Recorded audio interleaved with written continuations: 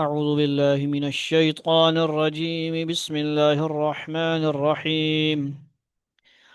قل يا أيها الناس إني رسول الله إليكم جميعا الذي له ملك السماوات والأرض لا إله إلا هو يحيي ويميت فآمنوا بالله ورسوله النبي الأمي الذي يؤمن بالله وكلماته واتبعوه لعلكم تهتدون.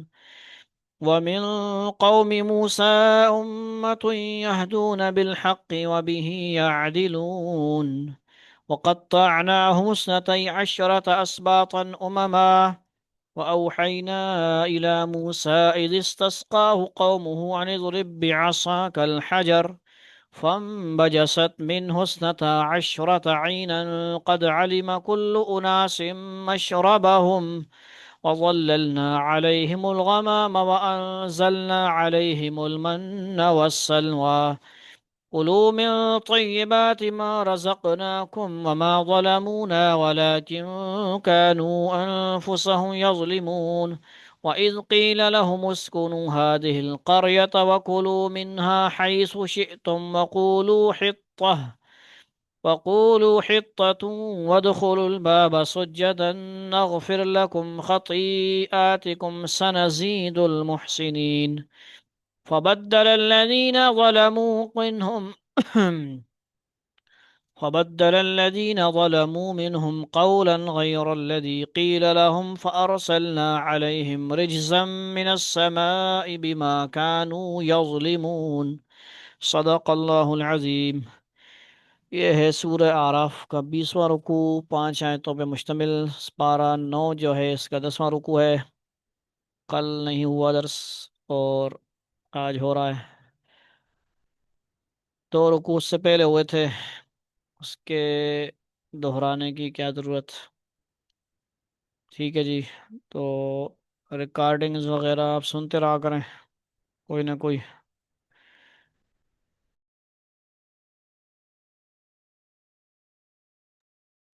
اچھا، پچھلے بہت سارے رکوعات میں اللہ تعالیٰ نے موسیٰ علیہ السلام کے واقعات کو بہت تفصیل کے ساتھ ذکر فرمایا، آپ لوگ سماعت فرمایا۔ پھر آپ صلی اللہ علیہ وسلم کے رسول نبی امی ہونے کے بارے میں جو تورات و انجیل میں بھی ذکر ہے، اس کا ذکر ہوا۔ پچھلے رکوعات میں بہت ساری چیزیں آپ نے سنی۔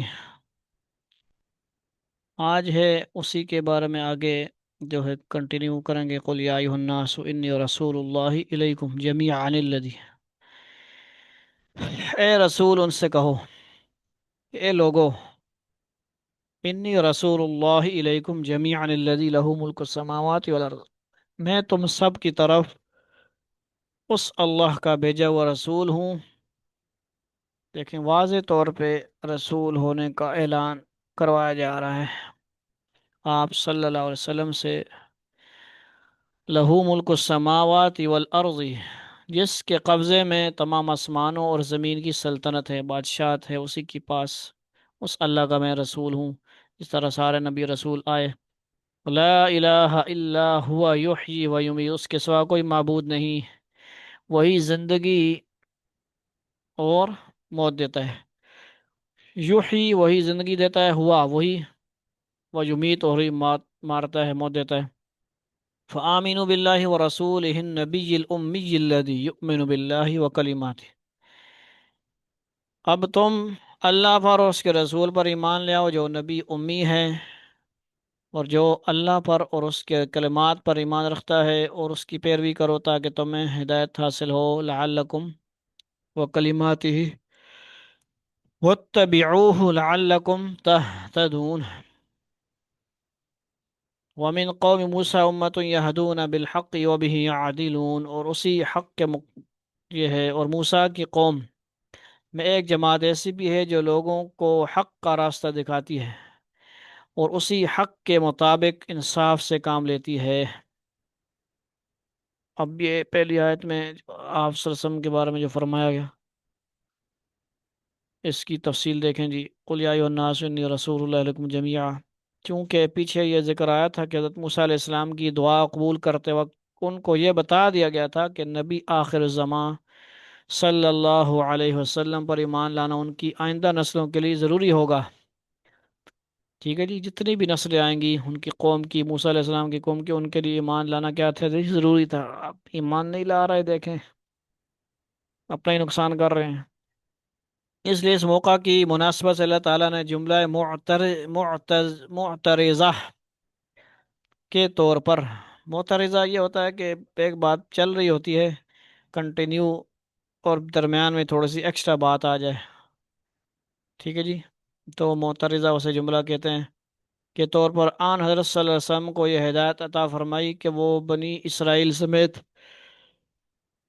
تمام انسانوں کو اپنی نبوت پر ایمان لانے اور اپنی اتباع کی دعوت دیں۔ یہ اس کا خلاصہ ہوا جو اوپر آیت فرمائی گئی، آپ صلی اللہ علیہ وسلم کے بارے میں نبی امی ہونے کا ذکر، اور اس کا مطلب یہ تھا پیچھے ان کو کتابوں میں، یہودیوں کی بھی کتابوں میں اور تورات انجیل میں مکتوباً عندهم فی التوراۃ والانجیل بیان تھا، ومن قوم موسیٰ امۃ یہدون بالحق وبہ یعدلون۔ اس کا مطلب کیا ہے جی؟ اور موسیٰ کی قوم میں ایک جماعت ایسی بھی ہے جو لوگوں کو حق کا راستہ دکھاتی ہے اور اسی حق کے مطابق انصاف سے کام لیتی ہے۔ یہودیوں کو آن رسول صلی اللہ علیہ وسلم، یعنی یہودی کسے کہتے ہیں جی؟ جو اس وقت کے یہودی، موسیٰ علیہ السلام پر جو ایمان لانے والے تھے۔ ابھی یہودی جو بدماش ہیں بڑے، ٹھیک ہے جی، ابھی جو یہودی ہیں وہ تو خود قرآن نے واضح طور پہ یہودیوں کو اور نصرانیوں کو، عیسائیوں کو کہا ہے کہ یہ تمہارے کبھی بھی دوست نہیں ہو سکتے، لا تتبعوا اليہود والنصارى اولیاء، ٹھیک ہے جی، کبھی دوست نہ بنانا ان کو، ٹھیک ہے جی، کبھی یقین نہ کر لینا کہ فلاں بندے نے، امریکہ نے، اسرائیل نے یہ کہا ہے، یہ ہوگا وہ ہوگا، ان منافقوں کی بات پہ کبھی بھی اعتبار نہ کیا جائے، ان کے بیانات پہ۔ یہ بڑے منافقین ہیں، اور چھپ کر بھی اور ظاہری بھی یہ حملے کر رہے ہیں، اور یہ کبھی بخشیں گے نہیں مسلمانوں کو، یہ ہمیشہ دشمن رہیں گے ازلی۔ تو اس لیے اس چیز کو قرآن نے جگہ جگہ فرمایا ہے کہ ان کو کبھی بھی لا تتخذوا الذین اتخذوا دینکم، یہ بھی فرمایا اگر حکم ہے، پھر لا تتخذوا اليہود والنصارى اولیاء یا ایھا الذین آمنوا لا تتخذوا عدوی وعدوکم اولیاء تلقون الیہم، صحابہ کرام کے دور میں جو آیتیں نازل ہوئی ان کو بھی فرمایا گیا تھا پوشیدہ پوشیدہ پیغام نہ بھیجو ان کو، صلح کے، وہ تو کبھی تمہارے دشمن نہیں ہیں، ان کو اپنے بھی دشمن ہیں تمہارے، اور اللہ کے بھی دشمن ہیں، نبی کے بھی دشمن ہیں۔ لا تتخذوا عدوی وعدوکم، تمہارے دشمن اور اللہ کے دشمن، اللہ کے دشمن، نبی کے دشمن، ان کو کیا کرو جی؟ ان کے ساتھ دوستی کے خواب نہ دیکھو لالچ میں آ کر۔ تو یہ بات ہمارے تمام بڑوں کو بھی سمجھ آ جائے کہ کبھی بھی وہ ان کے دوست نہیں ہوں گے، یہ ہاتھ ملاتے رہیں جو بھی، اور مذاکرات کرتے رہیں جو بھی کرتے رہیں، ان کا یہ کوئی فائدہ نہیں ہے، کبھی بھی ان سے امید نہ رکھی جائے۔ یہودیوں کو آن حضرت صلی اللہ علیہ وسلم پر ایمان لانے کی جو دعوت دی گئی ہے، اور اس سے پہلے ان کی بہت سی بدعنوانیاں بیان ہوئی، اس سے یہ شبہ ہو سکتا تھا کہ تمام بنی اسرائیل ان بدعنوانیوں کے مرتکب ہے۔ اس لیے اس جملہ معترضہ کے آخر میں اللہ تعالیٰ یہ وضاحت فرما دی کہ سارے بنی اسرائیل ایک جیسا نہیں ہے، ٹھیک ہے جی، ومن قوم موسیٰ امتیں، کچھ تو تھے جو بالکل اچھے تھے، نیک تھے، بالکل سارے نہیں تھے وہ ڈنگر۔ مطلب کیا ہے ڈنگر کا مطلب؟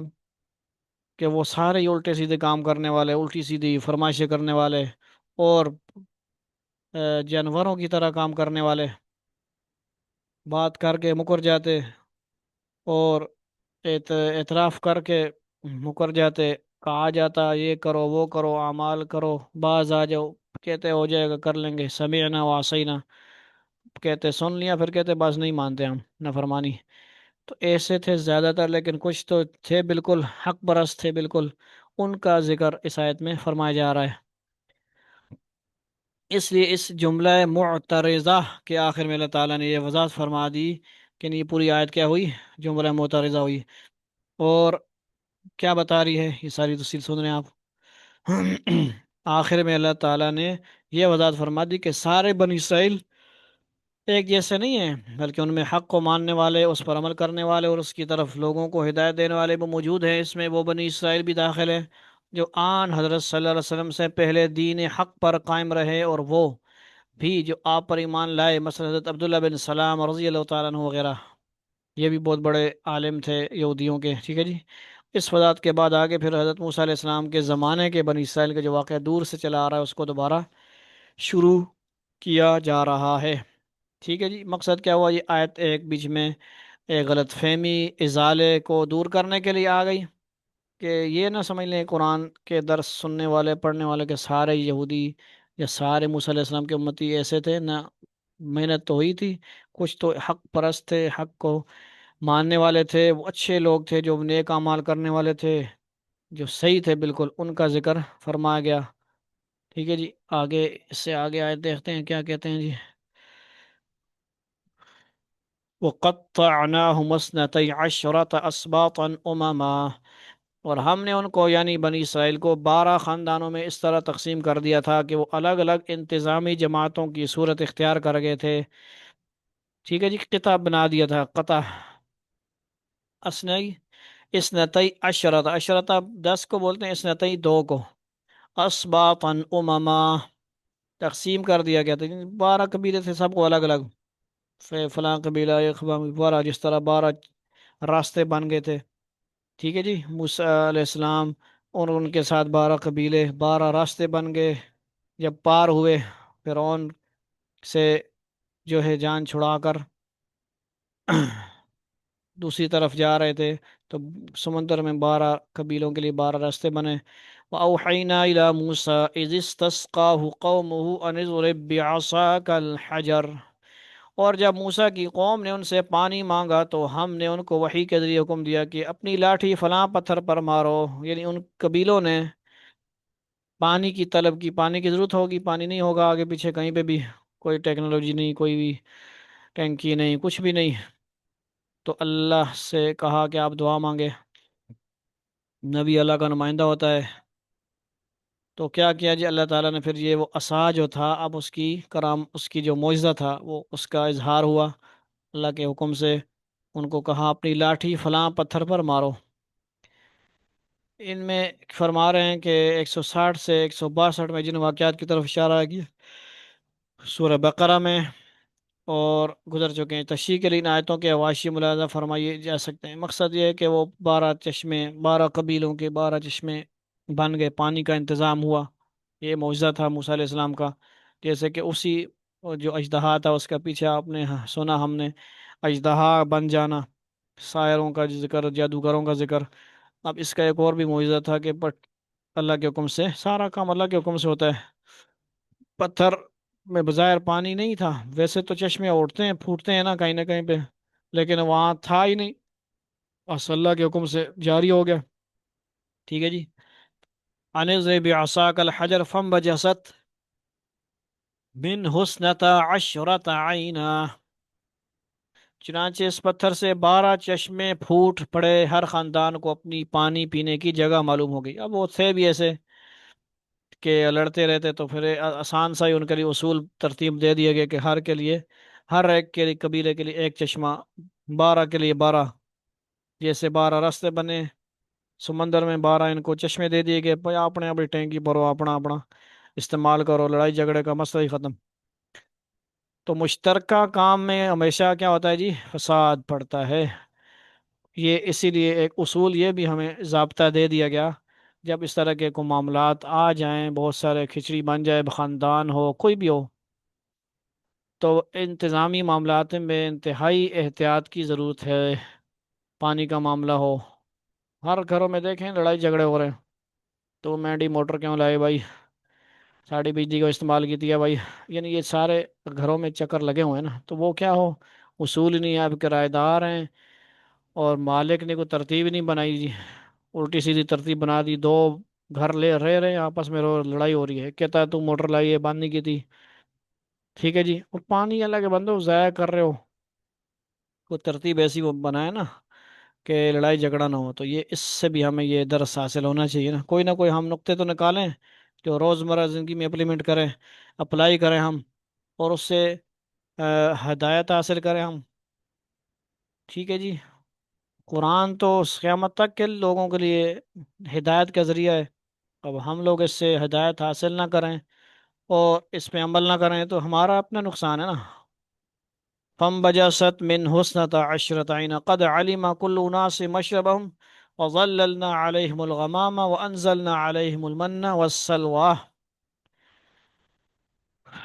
چنانچہ اس پتر سے 12 چشمے پھوٹ پڑے، ہر خاندان کو اپنی پانی پینے کی جگہ معلوم ہو گئی، اور ہم نے ان کو بادل کا سایہ دیا، سبحان اللہ، بغیر کسی چھت کے، بغیر کسی، ٹھیک ہے، سبب کے بادلوں کو اللہ تعالیٰ نے سایہ بنا دیا۔ بادل آتا سایہ بناتا، اور ہم نے ان پر من و سلوہ یہ کہہ کر اتارا کہ کیا کرو، کلو من طیبات ما رزقناکم، کھاؤ وہ پاکیزہ رزق جو ہم نے تمہیں دیا ہے، اللہ نے دیا ہے بھائی، کھاؤ، شکر کرو، ناشکری نہ کرو۔ کتنی ناشکری کی تم نے، نجات ملی فرعون سے، ظلم سے نجات ملی، کیا کیا تم پہ ظلم ہو رہے تھے، اب مزے کرو، انجوائے کرو، لیکن عبادت بھی کرو نا، اللہ کو راضی بھی کرو، اللہ کا دیا ہوا کچھ ہے نا، ناشکری نہ کرنا۔ وما ظلمونا ولكن كانوا انفسهم يظلمون، اور اس کے باوجود انہوں نے جو ناشکری کی تو انہوں نے ہمارا کوئی نقصان نہیں کیا، بلکہ وہ خود اپنی جانوں پر ظلم کرتے رہے۔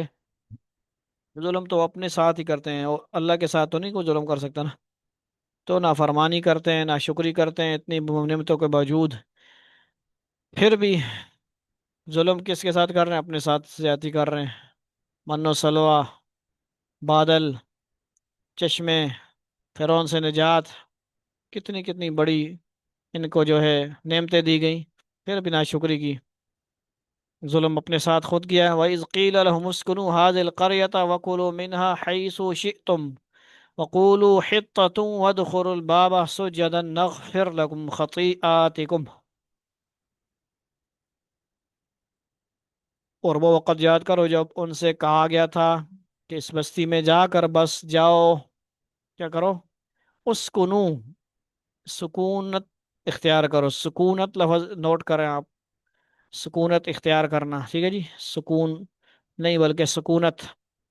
حاضر القریہ، قریہ، قریہ قریہ، بستی بستی، ہمارے یہاں لفظ استعمال ہوتا ہے قریہ کسے بولتے ہیں؟ بستی کو، گاؤں کو، ٹاؤن شاؤن کو۔ وَكُلُوا مِنْهَا،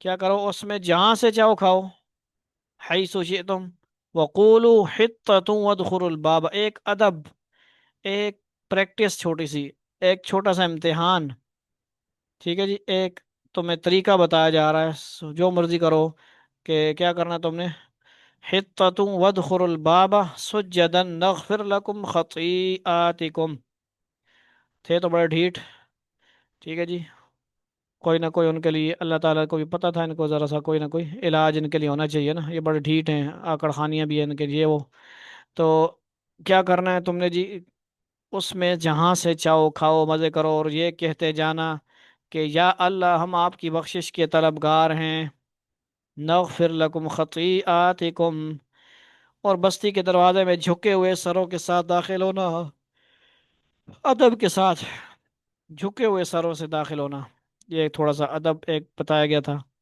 اس طرح کرنا ہے، تو ہم تمہاری کیا کریں گے، خطائیں معاف کر دیں گے، اور نیکی کرنے والوں کو اور زیادہ ثواب بھی دیں گے، ٹھیک ہے جی۔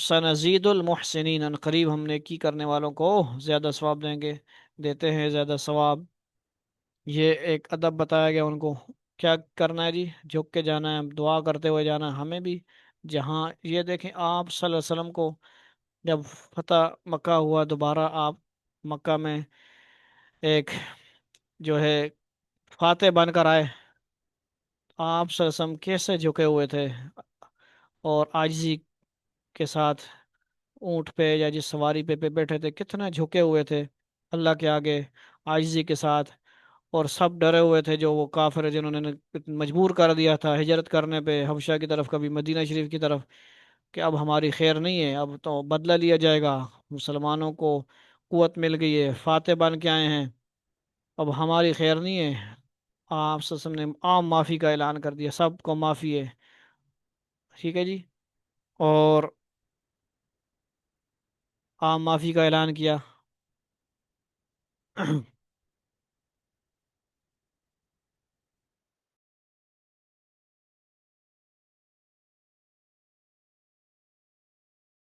اچھا جی، کیا بات فرمائی جا رہی ہے جی؟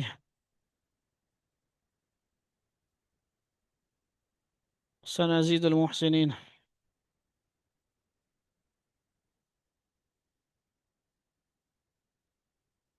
فبدل الذين ظلموا منهم قولا غير الذي قيل لهم فأرسلنا عليهم رجزا من السماء بما كانوا يظلمون. پھر ہوا یہ کہ جو بات ان سے کہی گئی تھی، ان میں سے ظالم لوگوں نے اسے بدل کر دوسری بات بنا لی. تب ہم نے ان کی مسلسل زیادتیوں کی وجہ سے ان پر آسمان سے عذاب بھیجا. یعنی حنتتن لفظ پتہ نہیں کیا بدل کے بولا انہوں نے. حتتن بولا گیا تھا اور اس کی جگہ لفظ بدلا. اسی طرح کے لوگ آپ صلی اللہ علیہ وسلم کے دور میں بھی کچھ یہودی وغیرہ یا کچھ تھے جو کیا تھے جی، اور وہ اس طرح کے الفاظ راعینہ یا اس طرح کے راعینہ کے الفاظ کہتے تھے. پہلے اس بارے میں اس کا ذکر کیا گیا. تو اللہ رب العزت ایسے الفاظ سے بھی ہمیں بچائے جن میں بے ادبی کا پہلو نکلتا ہو. حضور صلی اللہ علیہ وسلم کے لیے، کسی کے لیے، اللہ تعالیٰ کے لیے، کسی ذات کے لیے ایسے کلمات ادا کیے جائیں جن میں جو ہے ادب کا پہلو ہو، نہ کہ ایسے جو بے ادبی کا کوئی پہلو نکلتا ہو. ان سے بھی یہاں پہ منع کیا گیا. ان قوم نے وہ الٹے سیدھے لفظ بولے اور بات نہیں مانی، صحیح طرح اللہ کی اتباع نہیں کی. ان کو پھر جو کیا ہوا جی، عذاب دیا گیا، آسمان سے عذاب بھیجا گیا. اللہ رب العزت ہمیں عمل کی توفیق عطا فرمائے. وآخر دعوانا ان الحمد للہ رب العالمین. اللهم صل على محمد النبي الأمي وعلى آله وسلم تسليما. ربنا آتنا في الدنيا حسنة وفي الآخرة حسنة وقنا عذاب النار. لا إله إلا أنت سبحانك إني كنت من الظالمين. سبحان اللہ وبحمدہ سبحان اللہ العظیم.